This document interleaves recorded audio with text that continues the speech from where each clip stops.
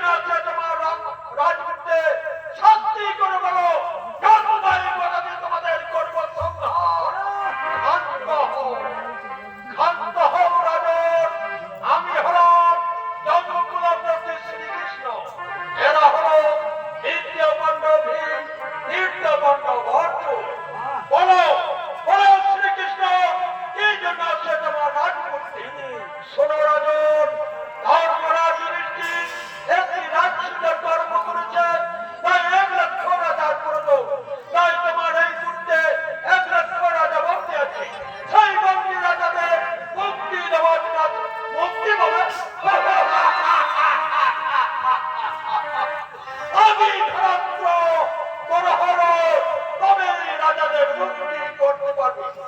শোনো শোনো রাজন, আগে তুমি বেছে নাও তুমি কার সঙ্গে তুমি করবে যুদ্ধ, আগে বেছে নাও।